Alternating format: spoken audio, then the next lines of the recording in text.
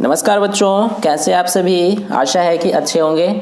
और इस वीडियो में हम करेंगे अपना प्रश्न संख्या 6 और 7। ठीक है बच्चों, इसके पहले अगर सभी वीडियोस नहीं देखे हैं आपने, 1 से लेके मैंने 5 तक के सभी वीडियोस कवर कर दिए हैं, तो आपने नहीं देखा है तो यहाँ आई बटन पर क्लिक करके देख सकते हैं, या फिर इस वीडियो के ख़त्म होने के बाद देख सकते हैं। और अगर आपको इसके लास्ट क्वेश्चन जैसे कि 8 और 9 को देखना है तो वो भी यहाँ पर आप आई बटन पर क्लिक करके देख सकते हैं। ठीक है बच्चों, तो चलिए हम शुरू करते हैं, अपना प्रश्न संख्या 6 का हल करते हैं। तो देखिए बच्चों, इसमें क्या है कि P बटा Q के रूप की परिमेय संख्याओं के अनेक उदाहरण लीजिए जहां P और Q पूर्णांक है जिनका एक के अतिरिक्त अन्य कोई उभयनिष्ठ गुणनखंड नहीं है और जिसका शांत दशमलव निरूपण है। क्या आप यह अनुमान लगा सकते हैं कि Q को कौन सा गुण अवश्य संतुष्ट करना चाहिए? तो चलिए शुरू करते हैं। देखिए, हमें इसमें उदाहरण पूछा गया है, तो उदाहरण लिख देते हैं। जैसे कि आप देख सकते हैं 51/4। ठीक है, इसमें क्या है, P बटा Q के रूप में हमने लिखा है इसको। और इनमें दोनों में क्या समानता है कि दोनों का गुणनखंड, उभयनिष्ठ गुणनखंड सिर्फ 1 होगा। ठीक है बच्चों, यानी कि दोनों संख्याओं का गुणनखंड करेंगे तो एक ही ऐसी संख्या होगी जो दोनों में आएगी। इसके अलावा उनका गुणनखंड में कोई और ऐसी संख्या नहीं होंगी जो दोनों में समान होगी। तो यही इसका मतलब है। अब इसका दशमलव प्रसार क्या होगा, 12.75। ठीक है बच्चों, तो ये क्या है, शांत दशमलव प्रसार है। तो ऐसे ही हमको कुछ और उदाहरण लेने हैं। जैसे कि अब एक और एग्जांपल लेते हैं, 1/5। ठीक है बच्चों, इसका दशमलव प्रसार क्या होगा, 0.2। ये भी क्या है, एक शांत दशमलव प्रसार है। इसके अलावा आप ले सकते हैं 329/400। इसके अलावा और जैसे कि 33/8। ये मैंने प्रश्न संख्या 1 का क्वेश्चन में से लिए हैं। ठीक है बच्चों, तो ये सभी क्या हैं, सभी उदाहरण क्या हैं, हमारे P बटा Q के रूप में हैं और इनमें जो उभयनिष्ठ गुणनखंड है वो सिर्फ 1 है और इनका दशमलव प्रसार भी शांत है। इसका दशमलव प्रसार लिख देते हैं हम 0.8225 और इसका हो जाएगा 4.125। ठीक है बच्चों, तो ये हो जाएंगे इन सभी के। अब यहाँ पर हम लिख देते हैं इनके कि इन सब के अभाज्य गुणनखंड क्या है। जैसे कि 51/4, इसका अभाज्य गुणनखंड क्या लिखेंगे कि 4 के अभाज्य गुणनखंड।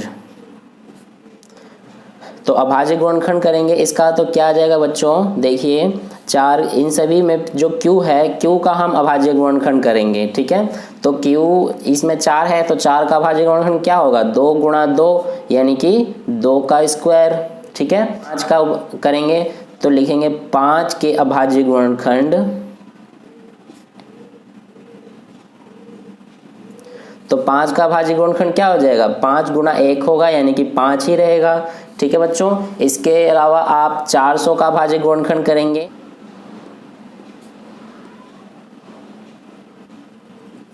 तो 400 का अभाज्य गुणनखंड क्या हो जाएगा बच्चों, 2 की पावर 4 गुणा 5 की पावर 2। ये कैसे आएगा, ये देखिए 400 का अभाज्य गुणनखंड करेंगे तो कितना के बार में चला जाएगा, 200, फिर 100, फिर 50, फिर 25 और इस तरह से 5 और ये 5। तो 2 कितनी बार है, 4 बार। तो इसलिए हमने यहाँ पर 2 की पावर 4 लिखा है। और 5 कितनी बार है, 2 बार, तो इसलिए हमने यहाँ पर 5 की पावर 2 लिखा है। ठीक है बच्चों, इसी तरह से 8 का करेंगे तो लिखेंगे यहाँ पर 8 का अभाज्य गुणनखंड।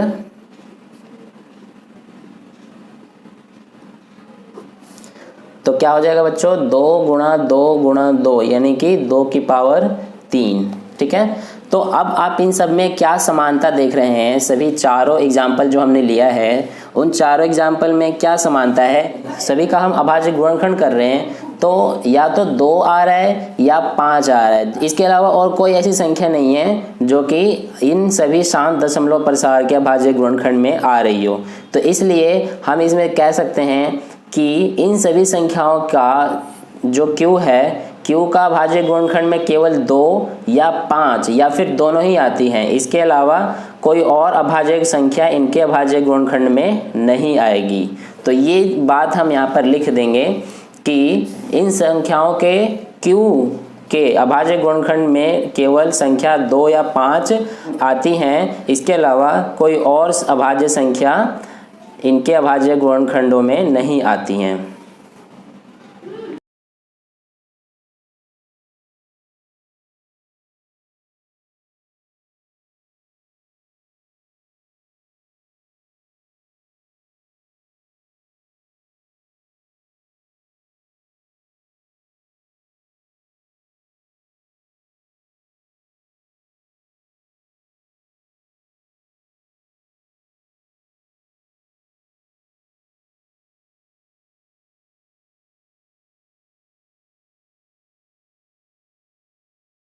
तो ये हो गया हमारा प्रश्न संख्या 6 का हल। अब करते हैं हम अपना प्रश्न संख्या 7।